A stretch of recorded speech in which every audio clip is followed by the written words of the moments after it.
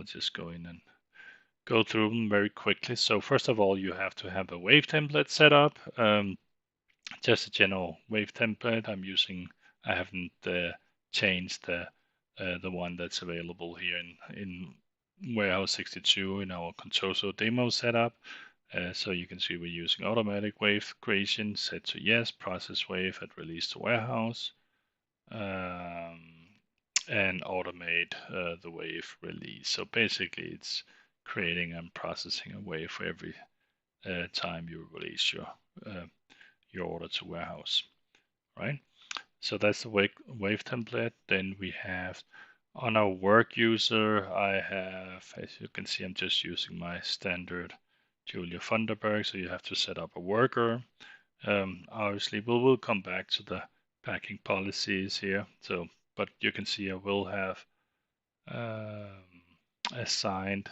Well, actually, I was going to assign a different packing profile. So I've created one that's called sort here.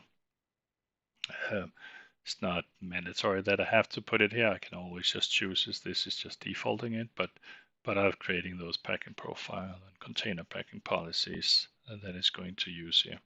So I'm using that for Julia Funderburg, but hang on a second. So, and we're using Warehouse 62, so that has been made available for that worker. That's the only thing. So these two you'll see, you'll come back to that, how you create those, and then you can always add it to the worker if you want to do that. Location types. So we'll have to create a location type that we call sort or sorting, whatever wording you want to use there. At least use one location type there. Then once you've done that, then we want to go to our warehouse management parameters, and on the general here on the sorting location type, then select that sorting location type that you just created there. And then after that, you also need to create a location profile. So let's see, I've created one here that's called sort, and you can see as a location type, I'm associating that location type that I just created to my location profile, and then make sure that you're using license plate tracking and allow mixed item set to yes typically also, right? So you'll have these two set there. Then the next one would be location. So I've created, let's see, one location here. I think I call it sort 1. So in Warehouse 62, then I've created one location called sort 1, and I've associated now that location with my location profile ID that I just created. Okay. Next step. So now here we have to create an outbound sorting template. So you can see here, there's a few things to this one. So as you can see, I created one that's called auto work and one that's called manual. For my auto work here, I'm using, so the outbound sorting template type is a container using my 62 warehouse and my location sort 1, so the location that I just created. Here in sort verification, you can create, if you want to do an extra validation or verification, you can choose position scan, for example, if you want to have them reconfirm the position. I'm not doing that, so I avoid that extra step. But then we want to have this create work on position close.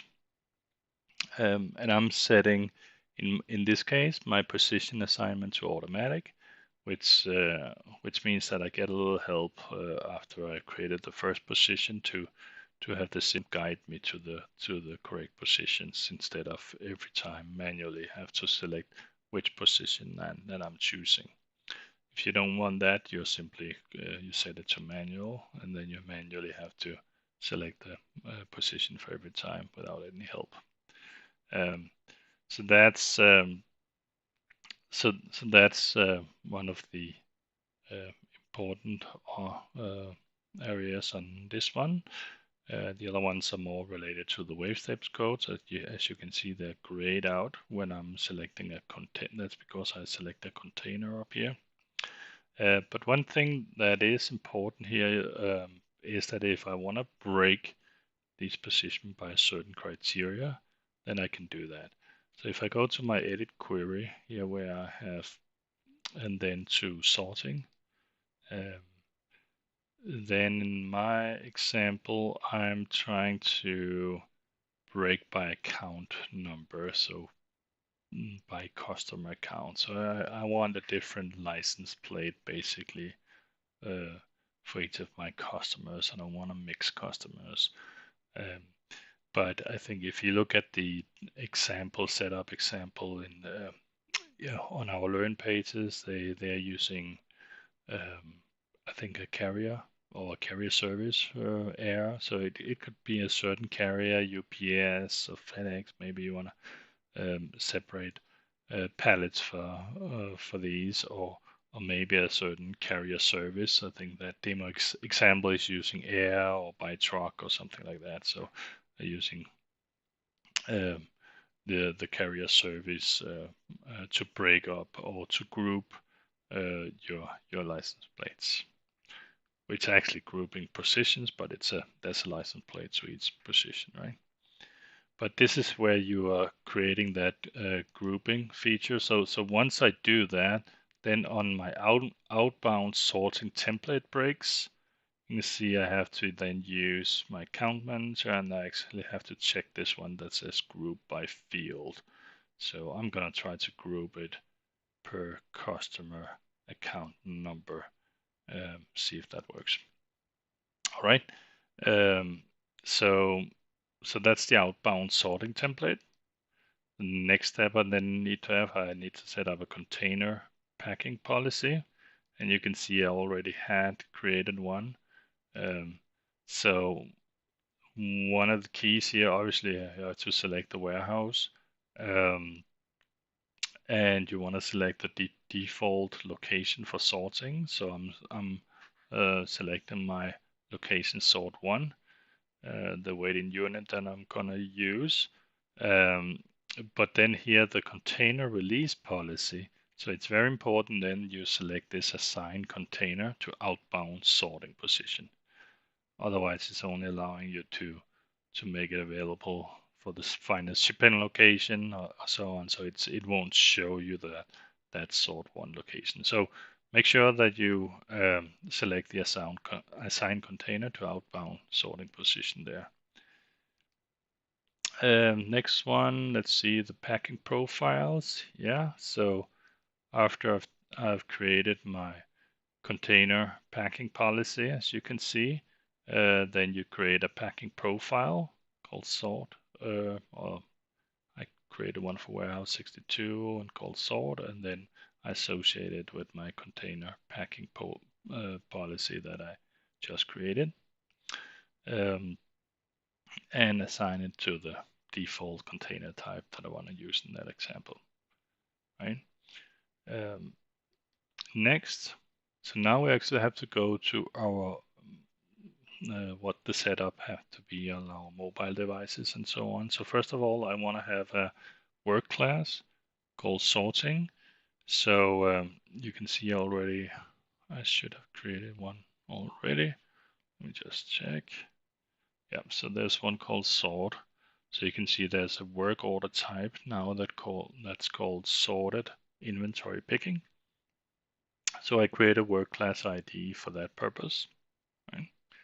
So that's one mandatory step there. And let's see, just get these up and running here. So I have mobile device menu items. So there are 2 I need to create. So there's this palette build process. So you can see, so you have to create your palette, give it a name, given mine is called palette build name and title palette build, and the mode has to be indirect. Then in the activity code, you have to go and find the outbound sorting, right? So this bit here, you have to go find the outbound sorting here. And then here on your outbound sorting template ID, you're then selecting that auto work, right? And remember that sorting template is the one that's assigning the warehouse location, but also how you want to make, right, your outbound sorting. Okay. So that's for the palette build, and there's a second mobile device item that you need to create, and that's the load from sorting. So I'm creating one that's called load from sorting. We are creating work. Remember when we close when we're done with the sorting? So it's simply using existing work, and therefore it's the same process as any existing work where you can use user-directed, system-directed user grouping, and so on. Right? So I'm using user-directed, making sure that I'm associating that work class ID, the sort that I just created a couple of steps back, right? So once I've created those two mobile device menu items, the load from sorting and the palette build, then obviously I need to add them to my mobile device menu. So I'm creating one menu here that's called pack. And in there I have my palette, I've added my palette build, and I've added my load from sorting there. So it should be available. So actually now let me just get up here to, oh, hang on. Go back here, you can see I have a pack menu here. And if I click into pack, I have my palette build here, and I have my load from sorting in here, right? Next thing, almost done here. Then we have to create our locations directives. So we have a work order type now that's called sorted inventory picking.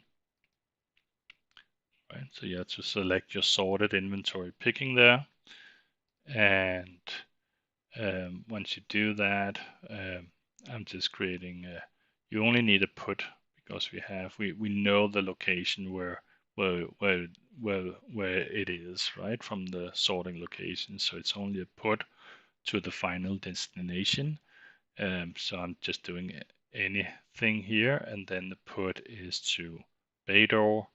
In my example here, you can see I've selected warehouse 62, location Bador, but it could obviously be any location that you want to direct it to.